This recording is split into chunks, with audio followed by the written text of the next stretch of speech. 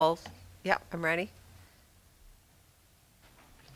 So I'd like to call this regular meeting of council to order for September 11th, and recognize that we are gathering and governing on the unceded traditional territory of the Comox First Nation, and we are grateful for their care and stewardship of these lands since time immemorial.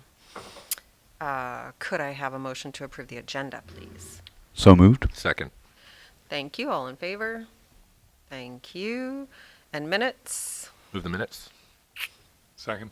Thank you. All in favor? And committee minutes, please.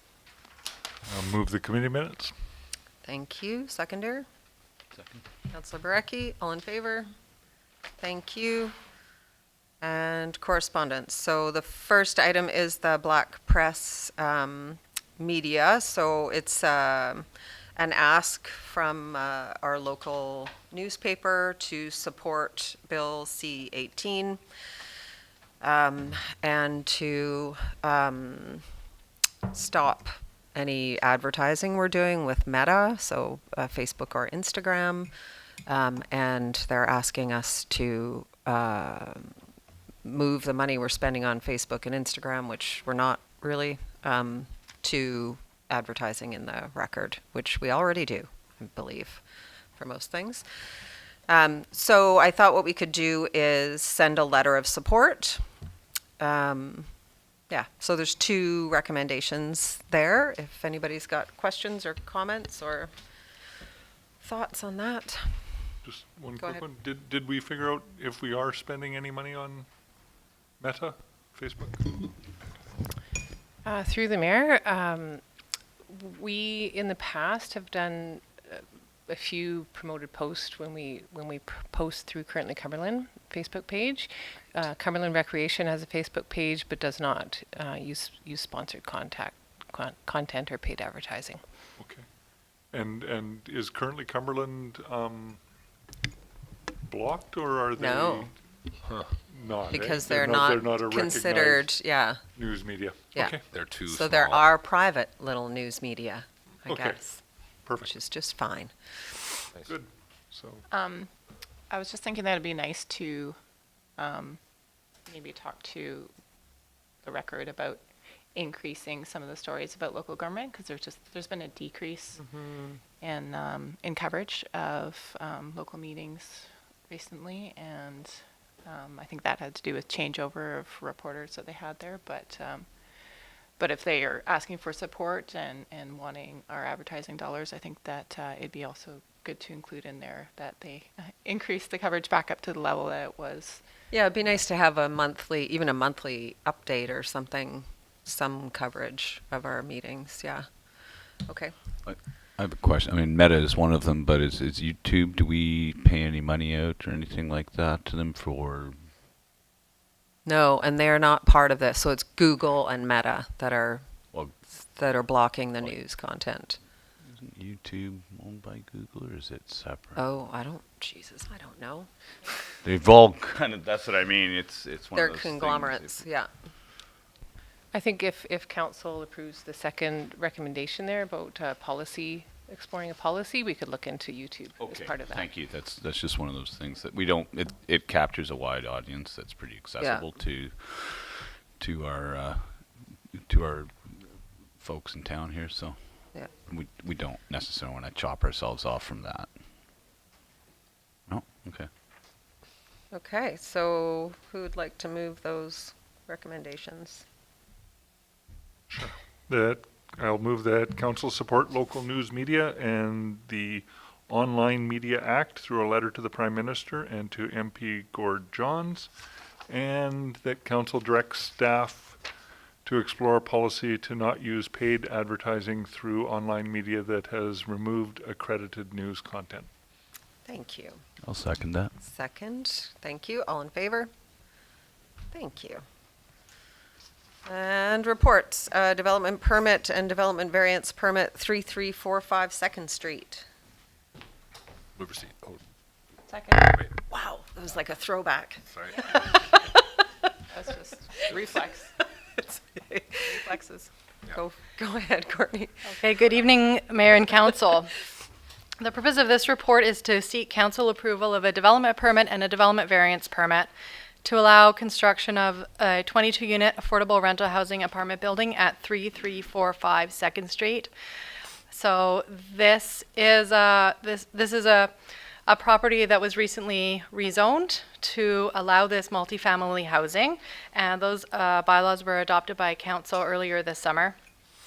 And with the development permit and the development variance permit, the project would essentially be shovel-ready. They're ready to apply for their building permit and have a strong funding application to BC Housing. So a few details on the variance and the development permit. So for the development permit, this is mostly related to form and character. And the site design of this building balances multiple objectives such as privacy to neighboring single-family residential properties and preservation of a large Douglas fir tree. The siting of the building in the southwest corner of the property maximizes the separation between the new building and the existing residential properties. The smallest building facade faces those two properties, and there's a greater space between them. The main entrance of the new building will front the south lot line, but the facade facing 2nd Street will have the appearance of the front of the building, which is meeting with the guidelines in the development permit area, through landscaping, common outdoor space, and an entrance to the community room. And the building will also be screened from adjacent residential properties by fencing and new and existing trees. There's a number of other topics addressed through the development permit that are more details provided in the report. For the development variance permit, there's a variance requested to the rear yard setback from 7.5 meters down to 2 meters, and this is related to meeting the objectives of privacy and space to the street that I mentioned previously in relation to the development permit. And the variance is expected to have a relatively small impact on the adjacent Cumberland Lodge property, as the rear of that there's actually technically a lane between the lot line where the setback would be reduced and the Cumberland Lodge property, and so there's a lane and then the parking area of the Cumberland Lodge. And then the other part of the variance requested is to parking. So the zoning bylaw requires 22 parking spaces, 20 for this development, 20 for residents and 2 for visitors. Due to the size of the property and the goal to focus on outdoor space, the retention of the large Douglas fir, privacy to neighbors, the applicant is proposing to provide 8 of the 22 required spaces, and they be provided on the south side of the property. So the variance is requested to reduce the required stalls from 22 to 8. However, to offset the reduction in on-site parking, the applicant and the village have discussed that the applicant would construct, with construction of the building and the rest of the site, 14 angle parking stalls on 2nd Street, adjacent to the development. And this would be required at the time of building permit. We can have the ability to enter into an off-site works agreement with applicants at the time of the building permit. And also at that time, sidewalk would be constructed on that lot, and the sidewalk has actually been shifted onto the lot and will be secured through a statutory right-of-way, and that allows more space in the road right-of-way for those on-street parking stalls. So this report doesn't include any public comments received with the recent notification for this variance, but there were some comments received since the agenda was published, so you have a late item package, and there's a few public submissions there for your review. I don't have any specific comments on them. A brief summary is that many are concerned about the impact of the change to the neighborhood, size, shading, parking, and a change to the privacy of residential properties nearby. And lighting, I think, was one of the big ones in there too. Right, that's correct. I meant by shading. Okay. Yeah, that's right. So that's it for my presentation. Thank you. Thank you. Questions? Just comment, I guess, in response to some of the feedback that we got in the late item package. Just that when we first were trying to secure some affordable housing for Cumberland, and we were talking to BC Housing, they had this sort of minimum in their mind of 40 units that would kind of meet the scale of what they would be willing to fund, and we did listen to the local residents about how that would impact that space, being having multiple just single family homes around it, and so we did move forward with something that was much more modest, the 22 units. And so I just wanted those residents to know that that was taken into account. And I think it was the reason that we struggled to get funding from the province, was because we couldn't sort of meet that economy of scale that they were looking for, because it didn't really fit that neighborhood in that way. So I just wanted to make sure that those residents knew that it was something that we have taken into account, and the result is that it's half the size that was originally proposed. Thanks. Thank you. Anybody else?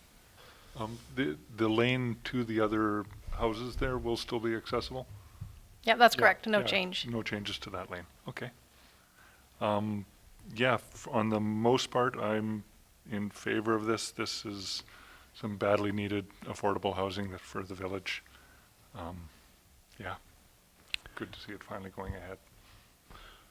You're here. I'd just like to make a comment, because when I was on the APC, I actually didn't. There was one point on that which was related to the DCCs and just waiving the DCCs. But given the tight margins of these projects to begin with, I reconsidered on that particular aspect. So just wanted to let folks know. Councillor Sullivan? Yeah, I mean, taking in the comments from today and from the neighborhood, as Councillor Cutler said, this could have been a much larger thing. I do feel that staff has worked really well within the parameters that we have, and I'm looking forward to some affordable housing in Cumberland. Thanks. I just had a question about the 14 stalls on Second Street. Are they permeable? Is it gravel? So the sidewalk is on the property and then it's gravel to the road? Or is it all going to be paved? Do you know? I I couldn't read the map to see. I don't think we have got to that level of design Okay. At this stage. So, but in general, we allow both. We wouldn't be forcing anyone to pave those spots, right? I might have to get back to you on that. Okay. Because I don't know. It's gone from a completely permeable 3 lots to not much permeable surface. So if it's possible to keep gravel there, great. If it's not. Okay, thank you. Yeah, so there's recommendation there. Move the council approve the development permit 2020-11 DP and development variance permit 2020-08 DV for the property legally described as Lot A, District Lot 24, Nelson District, Plan EPP 103460, 3345 2nd Street. Thank you. Seconder? Second. We all want a second. Thank you. And all in favor? And thank you so much for your work on this, Courtney. It's been a long road, and it's so close now. Thanks, Courtney. Okay, and Municipal Finance Authority financing for 2023 vehicle equipment purchase. Right. Good evening, Council. So the purpose of this report is to seek Council approval for the short-term borrowing through MFA, Municipal Finance Authority, for the purchase of 3 vehicles approved in the 2023 financial plan. Skid steer and its attachment, which is a fleet addition for $135,000, $676. And the replacement of 2 pickup truck for $67,000 $1,553 and $69,270. The 3 vehicles have been purchased through a competitive bidding process and should be delivered later in September. The village has been funding the purchase of its vehicle fleet and equipment by borrowing through MFA. Criteria for the equipment financing program through MFA requires a council resolution approving the short-term borrowing for the vehicle purchase. So tonight, staff recommends that council approve the short-term borrowing through MFA for the equipment financing program for an amount of $272,500 for the purchase of 3 vehicles for a 5-year term that must be repaid in 5 years. Any questions? Thank you. Questions? Go ahead. Yeah, I was just wondering, have we talked before about electrifying the fleet and whether that Chevrolet 3/4 ton could be an electric replacement?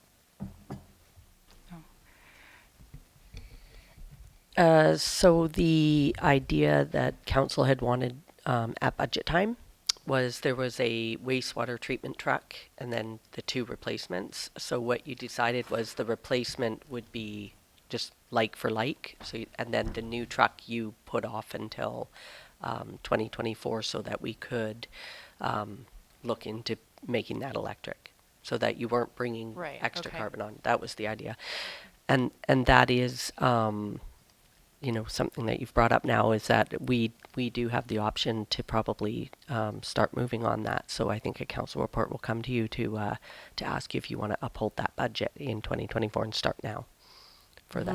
And I think there's actually funding for electrifying fleets as well, but I can't remember off the top of my head where it's from. So that's But you'll be bringing a report forward. That's right. Okay. Yeah, so that we can get started on it because it takes a bit of Yeah. time to order. Thanks, Michelle. awesome. Thank you. Any other questions? That was pretty much going to be my comment as Yeah. well, is can we start moving towards electric? Now that I'm driving a Lightning, everything needs to be electric for me.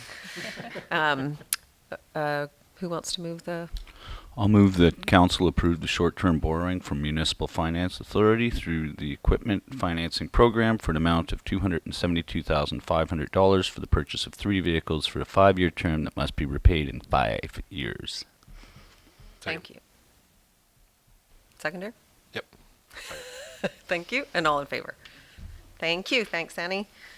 And council reports, and that's me first. So that's so long ago. I think I just want to highlight the meetings with the Minister of Emergency Management and Climate Change and Municipal Affairs. We're on all the mayors and chairs for the province have been invited to participate in weekly meetings for the last, I think, 3 or 4 weeks. They are quite sobering meetings. They are all the details of the wildfires that are happening in the province and the drought that's happening in the province. And I have shared slides when I can, and when I get the next ones, I'll share them with the rest of council. But basically, 75% of the province is in extreme drought, so where impact is expected. All of Vancouver Island is in a stage 5 drought. And I don't even know how many fires are burning right now on the island or in the province. It's a lot still. And fire season's not quite over. So just continue to conserve and be careful in the forests, and we will be doing some advocacy as much as possible through those meetings, especially with regard to our continued work around our watershed and protecting that watershed, because as we know, a functioning watershed requires trees, and we don't fully own our watershed. So that's that. We also got to, someone else is going to talk about that, so I'll leave that. think that's, I also wanted to talk about the Oban dinner. So every year there is a Buddhist federation that comes to the community and celebrates the sort of Japanese history here. So we do a dinner on the Friday night and then a visit to the cemetery on Saturday morning. It's a really, really lovely service at the cemetery, and they're just a really lovely group of people who care deeply about community, about Cumberland, and that history here. And I appreciate that they are keeping that alive. And so just wanted to mention that. And it happens every year in August. And there you go. That's me. And Councillor Kettler, you're next. Thank you, Mayor. So, yep, there's a lot of stuff happening this last 2 months, right, that we're reporting on, July and August. We didn't have any council meetings in August, but we did have board meetings. They kept on going, so I'll fill you in, I guess, on what has been happening there, or at least the stuff that relates to Cumberland. So July 11th meeting, as you all probably know, the City of Courtenay was in negotiations to find a replacement supportive housing place, and so the board offered some financial support from the Homelessness Support Service, which Cumberland pays into, and from our emergency shelter acquisition service, which Cumberland is also a part of. So $116,000 from the HSS and $52,000 from the emergency shelter went to City of Courtenay to help them get that new space up and running at the Super 8. And then that same meeting, the tourism service came, 4VI, and talked about their tourism strategy. And you can check out that report on that agenda. And then jumping down to the next meeting, July 25th, we had a couple groups. One of the groups was a duplicate from one that we had here, a cycling group that was proposing the connection between Courtenay and Cumberland, a safe cycling route. And then we also had another group there talking about cycling from Little River. So that was on that agenda because we were talking about our active transportation network plan, and we prioritized 2 projects in particular out of that plan, and one of those is the route between Cumberland and Courtenay. So there was the motion there for staff to work with the village, Courtenay, and the Ministry of Transportation, and the Cycling Coalition on the options assessment, to assess the options for that route, and determine the most appropriate routing and facility type, and the cost sharing that would go along with that. So that's important work that is underway.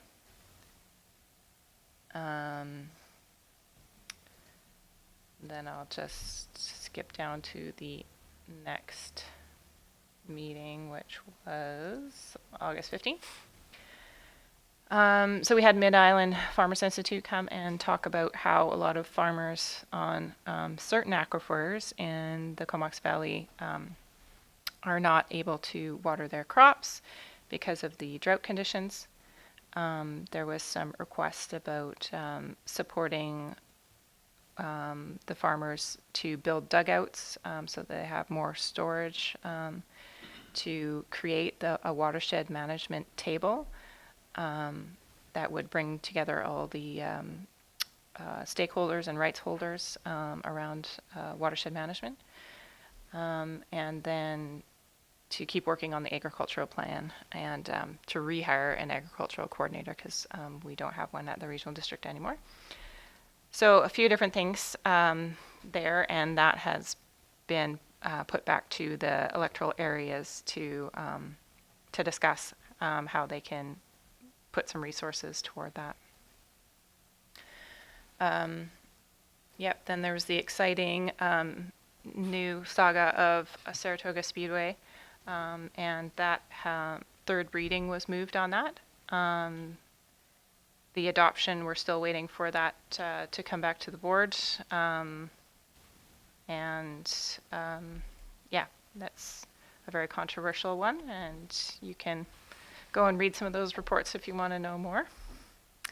In that same meeting, we also approved our strategic plan for the regional district, so that's an important one.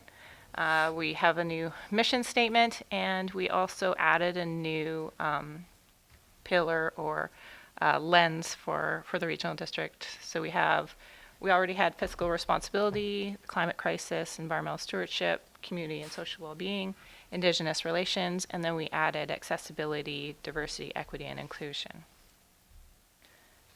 And I actually forgot to put the Pride Parade on here. I don't know how I missed that because I was really out there for that one, but but I forgot it in my report. But it was a great day and great turnout, so I just wanted to mention that. Thanks, everybody. Thank you. Any questions? Okay, Councillor Therrien. Thank you. My summer wasn't as busy with council type work, but still very busy. I did make it to Mayor Brown, and I went to a talk up in Campbell River put on by the Strong Towns people. I'm not sure if they're an association, what they are. That was quite interesting. Lots of good information on how to increase your tax base without increasing your infrastructure costs. So I'm hoping that I've been talking to him some more and possibly going to get him to come and speak later on this fall here in town. Yes, Pride Parade, good fun day. Also went for that. And one of the perks of being acting mayor while Vicky was away was I got to do some judging at Rib Fest. A lot of rib eating. A lot of rib eating. A lot of rib eating. So that was very nice as well. One other thing I noticed Vicky put on hers, her and I did talk to some out-of-town developers. I've talked to a few more in-town people that are looking at developing different things. So I'm going to encourage everybody that wants to have a say in how the town is developed to please come out and support and put your input in the OCP process that's coming up this fall. They are knocking on the doors. Things are going to happen. If you want to have a say in it, please come out. Thank you. Councillor Brecky. Mine was a relatively short list of duties this summer. The Heritage Committee did not meet, unfortunately, but we will be meeting on the 21st of September. So stay tuned for that. The Community Justice Center is doing some exciting things, which it relies on a lot of what's called soft funding, grants, gaming grants, things that we're not necessarily sure that you'll get from year to year, which makes plans for operations somewhat challenging. So we'll likely going to the regional district. I know they're going to be sending not a congregation, but a delegation. Thank you. It was right there. It's more impactful if it's a congregation. But they'll be sending some folks to try and get a little bit of an uplift in more hard funding. I expect they're going to be seeing they're going to be seeing quite an increased caseload. They're taking on a lot of anti-racism initiatives. If there's graffiti, things like that, they'll be able to try and mitigate some of the impacts both to the community and to bring a bit of awareness about any offenders, how that impacts the community themselves. So that's one of the big things that's coming up on their plate. And the big initiative with this is not to be a punitive measure, but to be a restorative justice measure, obviously. And so, if there's youth in the community that are causing troubles in that, pretty much anyone can refer those youth directly to the Community Justice Center. And if you have a file from the RCMP and the person's name, you can do that, and you can also go through the school. So keep that in mind. And that goes for all the little budding artists out there with their spray paint cans. And so, and the Honorable Tim Ray is stepping down from the presidency, so there'll be a change coming up there. So, Nice. Thank you.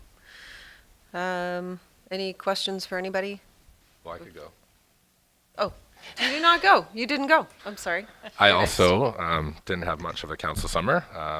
The hospital board and solid waste board didn't meet this summer. I was an acting mayor in July. I did not judge a rib fest, though. I had to chair a meeting for the first time in 9 years. I would have preferred the rib fest, but the meeting. Timing is everything. So now we're starting to learn who Compli- wants when. Yes, right? definitely. Compliments from some of the people who are watching every week too, actually. So Nice. that was fun. Yeah, I actually spent a couple days in August down at the disc golf course, putting in some more infrastructure down there. Shout out to Jason McGregor and all those guys down at the disc golf course who are totally killing it. It's just the nicest place and my happy place, and it looks great down there. So if you're there, say thanks to those guys when you see them at 6 o'clock. They're there every night. But it looks great down there. So yeah, spent a lot of time down there fixing stuff up. Yeah, thanks. Yeah. 2 new holes. 2? Or No, more? there's a new putting station to practice. So nice. putting area and with like the distances marked out and stuff like that, so you Ah. can practice your putting and stuff like that. No new holes, just Okay. new facilities at the course and some new benches. And there's always work going on, and they're replacing tee pads all the time, and it's pretty nice there. So It's a busy they're doing really place. good stuff. So thanks, Jason. Yeah. Awesome, Thank you. and Okay. everyone else. Yes. Yeah. Okay, bylaws. Affordable Housing Reserve Fund. Who's Courtney's coming?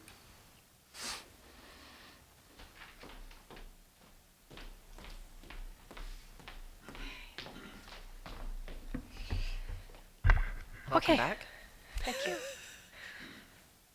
So the purpose of this report is to seek final reading of the Reserve Fund Establishment Amendment Bylaw number 1185, which will set up an affordable housing reserve,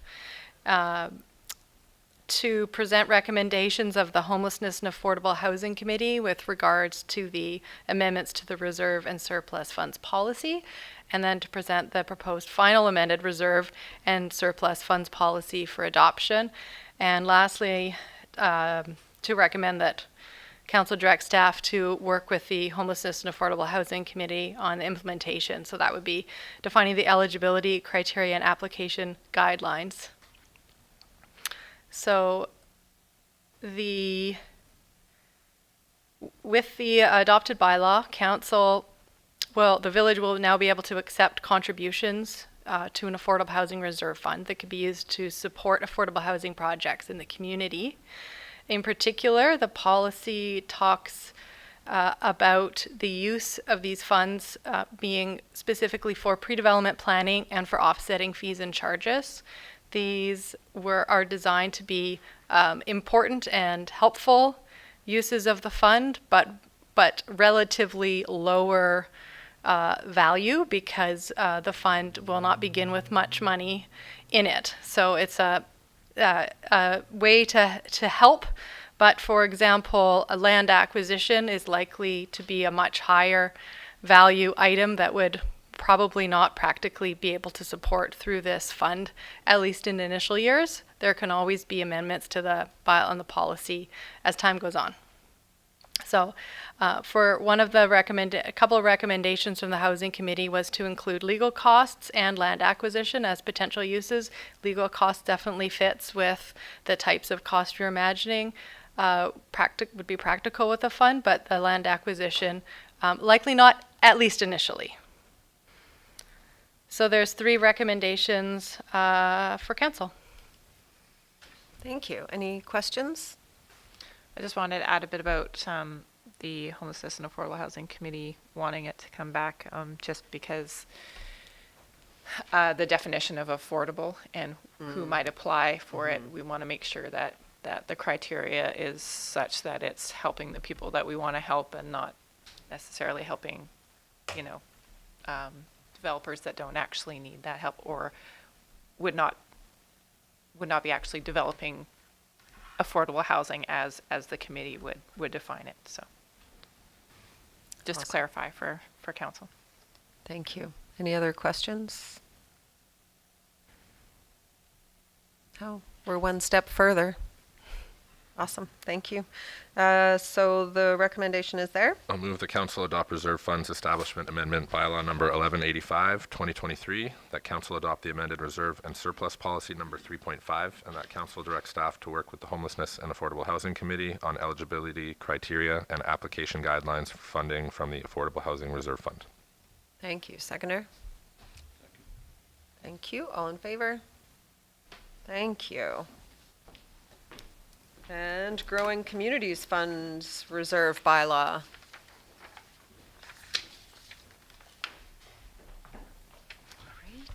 Great.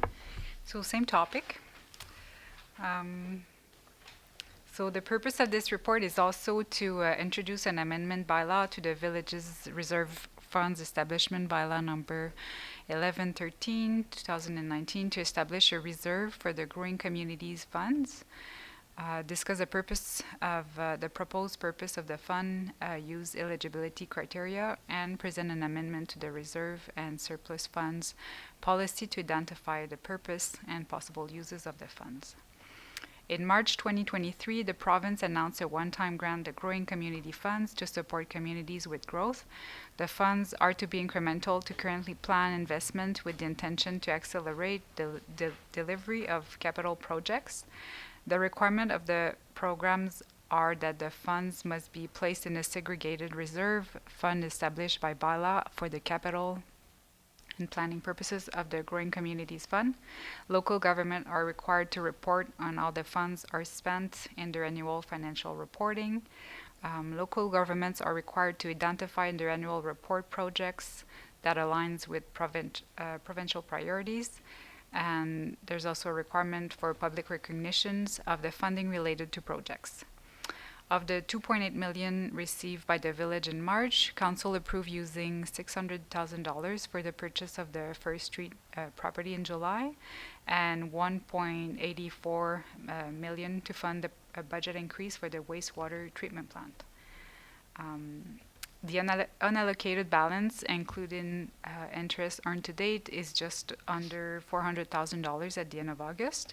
And staff proposes for council to allocate the remaining funds through the 2024-2028 budget process. Tonight, staff recommends that council give first, second, and third reading to the Reserve Fund Establishment Amendment Bylaw number 1195, and that council adopt the amended reserve and surplus policy number 3.5. Any question? Thank you. Questions? Nothing? Yeah, I remember I did have one question. It said there that we're earning about $11,000 a month in interest. Is that still ongoing right now, or when is the money going to be allocated, actually sent to the sewer project, the wastewater treatment project? And I imagine our interest rate will go down quite a bit once that happens. Yeah, well, actually, the 11,000 I think is without that $1 million, but it's still showing in our account at the moment. We've been funding through grant money and a bit of borrowing, but I can't remember the funding for this year exactly. We're kind of looking into that at the moment, but probably part of it will be paid towards the project till the end of the year. Yeah. Okay. Yeah. Great, thank you. And then is that a follow-up? Is that interest, the interest generated, is that also subject to the initial funding agreement, or could Yes. we? It is. Yes. Just checking. We'll need it for that anyway. Probably will.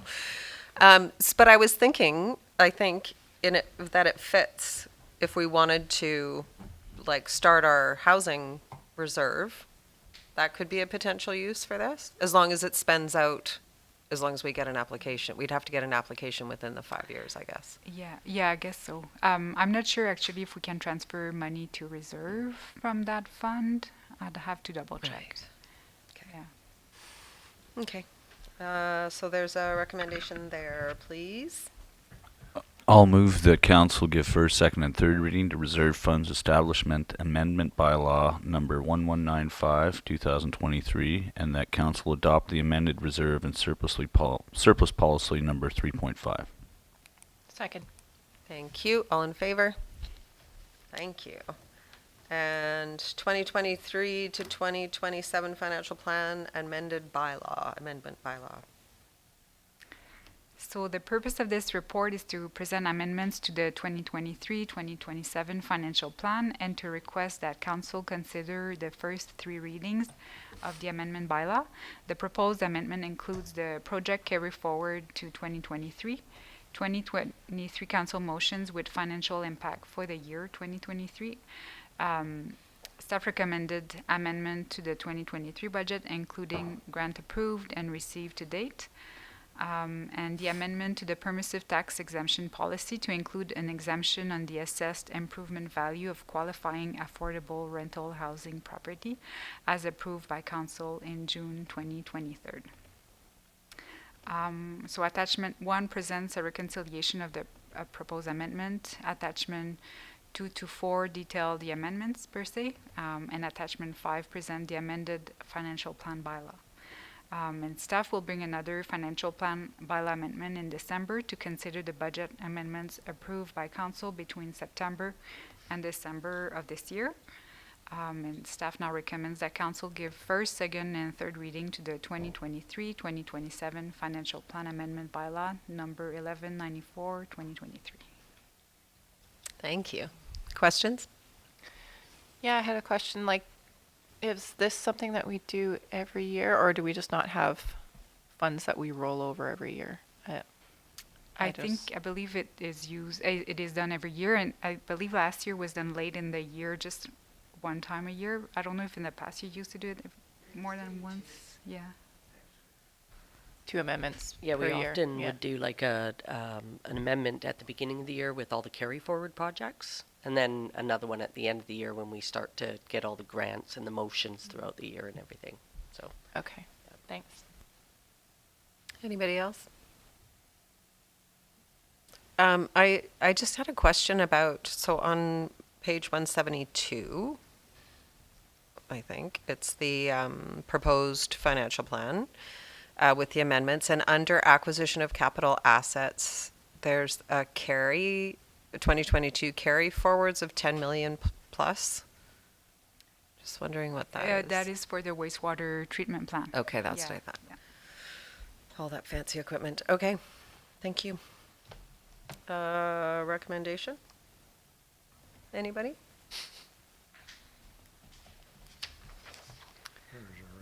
I can move that council give first, second, and third reading to the 2023-2027 financial plan amendment bylaw number 1194/2023.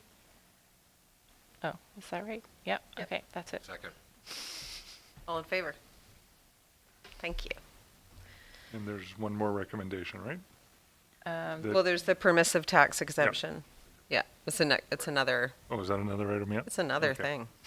It's a whole nother thing. So all in favor? Or did we get a seconder? Yes. Yes. Yes. Did Okay. we vote? Did Rachel get a seconder? Are we still in the financial plan amendment Yes. bylaw? Yep. Okay, yes. Okay. Yes, there was a mover and a secondary. Okay, then we're all in favor. Okay, now we can go to permissive tax exemptions. So the purpose of this report is to introduce the permissive tax exemption 2024 bylaw 1196/2023 for consideration of first, second, and third reading. The policy states that council may only grant exemption for land surrounding land and buildings subject to statutory exemption and municipal properties occupied by a group, a community group or partner agency where the group or agency has been granted a reduced or zero lease rate but may, under section 229 of the charter, be subject to property taxes. On June 26, 2023, Council has directed staff to amend the policy to include an exemption on the assessed improvement value of qualifying affordable rental housing properties. The amended policy and financial plan bylaw was approved tonight for 3 readings and will come back on September 25th for adoption. Staff doesn't foresee any qualifying affordable rental housing property to be eligible for an exemption in 2024. So similar to previous years, 3 properties are eligible for an exemption in 2024. The BC Conference Property Development Council, United Church of Canada, Cumberland Community Church, Cumberland and District Historical Society. So permissive tax exemption 2024 bylaw 1196 was prepared based on the above noted policies and must be adopted prior to October 31st, 2023 for the year 2024. Per section 227 of the community charter, staff will provide public notice that council will be considering the bylaw. And once approved, the bylaw will be sent to BC Assessment to be included for 2024. So staff recommends council to consider first, second, and third reading of the bylaw tonight. Thank you. Any questions? Yeah, Annie, could you point out what in the bylaw what the amendment is? What language was changed? Let me see. In the other ones, you usually have highlighted for us. But Yeah, I think thought it's I saw it section somewhere. C. It's the entire section that's been changed. See? Yeah, Oh, okay. on the last section of the bylaw. Sorry, I don't have the page right here. Oops.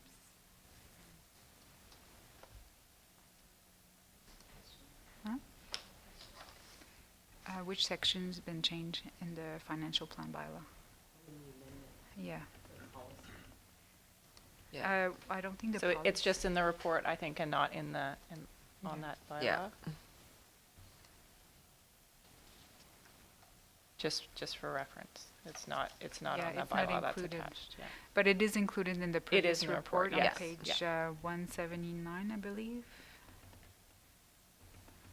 Yeah. 180. 180. Yeah.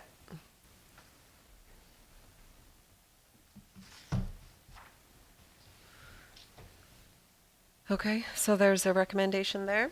I'll move the council give first, second, and third reading of the permissive tax exemption 2024 bylaw number 1196, 2023. Second. All in favor? Thank you. Carried. And no new business, notice, motions, and announcements. Advisory Planning Commission, so these are scheduled meetings, but always do check the website so that any updates, that you see any updates. So Advisory Planning Commission is September 14th at 4 p.m. Homelessness and Affordable Housing Committee is September 20th at 9:30 a.m. And Heritage Committee is September 21st at 4 p.m. And question period.